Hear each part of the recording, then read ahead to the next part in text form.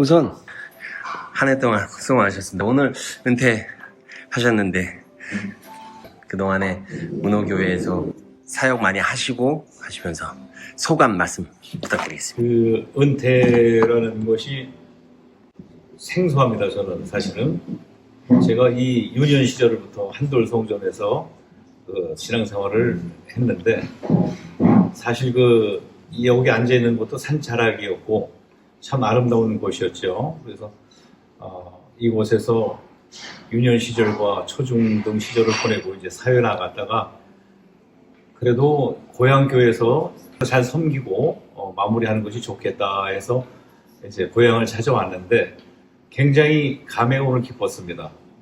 다만 아쉬운 것은 제가 조금 늦게 오다 보니 목사님께서 지휘를 한번 하라고 하시는 말씀을 하셨는데 그 부분을 받아들였어야 되는데 사양을 하는 것이 좀 아쉬운데 지휘로 사실은 오랫동안 섬겨왔는데 고향 교회에서 찬양으로 섬겼으면 하는 그런 아쉬움이 있는데 무슨 말씀이냐면은 목사님께서 섬김의 자리를 말씀하실 때 순종하는 것이 참 뒤에 보면은 아름다운 일이구나 이런 생각이 들고요. 지금 은퇴지만 앞으로 할 일이 또 많이 있는 것 같습니다. 기도하면서 또 지역사회를 위해서 교회를 위해서 섬기고 또 말씀하시는 것 순종 잘하고 이렇게 나가겠습니다. 네, 감사합니다. 오늘 은퇴식일이 이제 공식적으로 있었는데 오늘 또 설교 말씀이 해피엔딩이셨잖아요. 그래서 엔딩을 기록하는 의미도 있겠지만 사실은 신앙을 처음 갖게 되셨던 그 과정도 되게 궁금하거든요.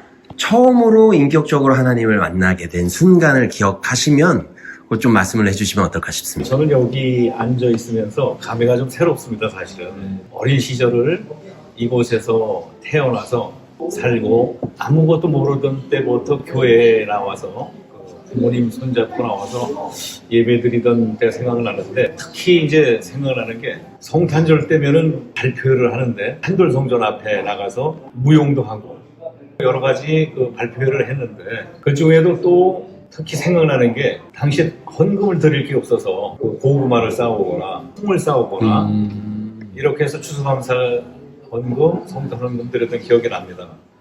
또 하나는 이제 중학생이 됐을 때 그래도 그때 동전이라도 드릴 수 있는 여건이 이제 됐는데 그날따라 헌금 준비한 게 동전 3원인가 4원인가 밖에 없었습니다. 그때. 그런데 너무 작아서 조심스럽게 헌금하면 된다고 하면서 눈을 감고 놓은 거예요. 네. 근데 이게 밖으로 떨어진 거예요. 근데 그때 밖으로 떨어진 곳이 굉장히 쑥스러웠죠, 당시는. 근데 지금 은퇴를 맞아서 그 엽전 면잎을 밖으로 떨어뜨렸을 때의 기억이 마음속에 너무 오랫동안 남습니다. 이 작은 예물이지만 또 소리가 났지만 인생을 살면서 하나님께 드리는 예물을 더 정성껏 또 많이 드려야 되겠다 하는 그런 또 생각이 들어서 지금까지 감사하게 11조 예물을 빠짐없이 드릴 수 있도록 해주시고 또 이 동네 환경이 사실 참 어려웠습니다.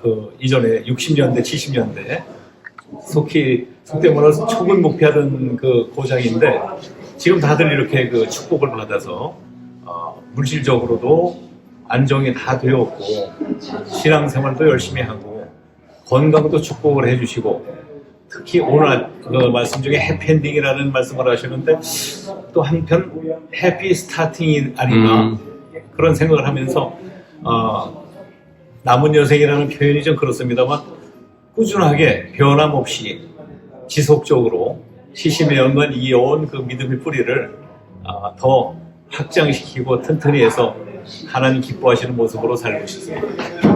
감사합니다. 제가 질문하는 거는 70년 인생 하셨잖아요. 언제나 좋아서 술만 없지 않습니까? 인생이라는 게.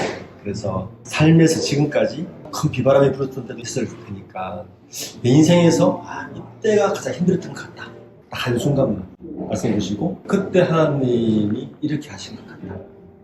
그런 기억이 있으시면 꼭 한 사건이나 한 순간만 좀 말씀해 주시면 후배 교인들에게 큰 생명이 되지 않을까. 70년이라는 시간이 결코 짧지는 않은데 결론이라고는 할 수 없지만 인생사에서 뭐 어려움이 얼마나 많겠습니까 각자. 근데 그 어려움도 어려움이 있을 때 침묵으로 하나님과 대화하면서 좀 극복을 했던 게 많은데 그 당시는 굉장히 큰 그 어려움이었는데 지금 와서 그 옛날을 돌아보면은 모든 것이 곡선, 고조가 있었는데 지금은 상승 곡선으로 도달해 있는 것을 느낍니다. 그래서 우리가 살면서 힘들고 어려운 건 다 있는데 그 어려움을 누구와 대화하면서 풀어나가느냐 이게 중요한 것 같고 굳이 어려움과 와서 싸우려고 하지 말고 침묵하면서 묵상하면서 하나님과 나누면 시간과 함께 해결해 주시는 그런 것을 느꼈습니다. 그래서 지금도 뭐 살다 보면 또 아프기도 하겠고 여러 가지 일이 오겠지만 문제가 왔을 때 기도하면서 극복해 나갈 생각입니다. 두 가지를 좀 말씀드리고 싶은데 우리가 신앙생활도 하지만 교회생활도 하잖아요. 교인들에게 함께 신앙생활을 한다는 게 어떤 의미일까라고 그거를 말씀하시면서 우리 후배분들에게 앞으로 남은 생애 동안 나는 하나님 앞에 이런 삶을 살고 싶습니다. 그걸 말씀하시는 걸로 마무리를 좀 할까요?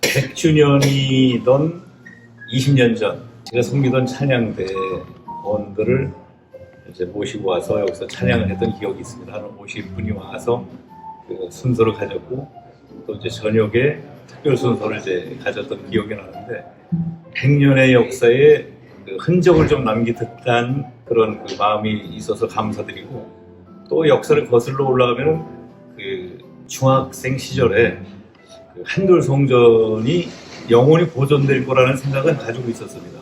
중간 후반부에 나무에다가 제가 이름을 새겨놨어요.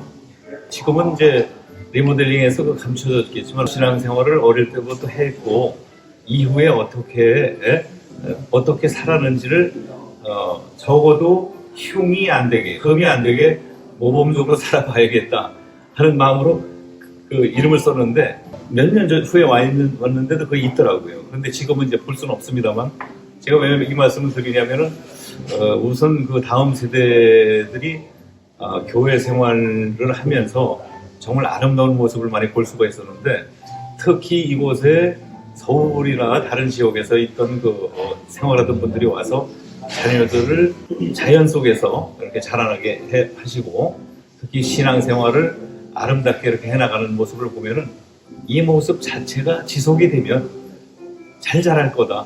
또 건전한 그 대한민국의 국민으로 자라고 건전한 그 신앙인이 될 거다라는 그런 그 모습을 보게 됩니다. 그 모습만 가지고 가도. 그리고 이제 저는 그 앞으로 있는 자리에서 그 자리를 잘 지키는 그것을 중요시 여기는데 어떤 날은 목사님께서 전화가 오죠. 그 집사님 교회에 못 나오셨느냐, 왜 못 나오셨느냐. 그럴 때 목사님이 다 그 얼굴을 기억하고 주일 성수를 체크를 하시는구나 이런 생각을 했는데 그러면서 느낀 게 목사님도 우리를 이렇게 그 교회 나오는 것을 중요시하고 체크하시는데 하나님은 얼마나 더 그 유심히 바라보고 계실까. 교회 나오는 것만이 다는 아니더라도 교회 생활과 생활신앙과 또 교회 섬김, 하나님 섬김이 어우러져서 선순환이 되는 신앙생활을 하는 것이 하나님 보시기에 아름다운 일이 아닌가 그렇게 생각해서 꾸준하게 자리를 잘 지켜나갈 생각입니다. 감사합니다.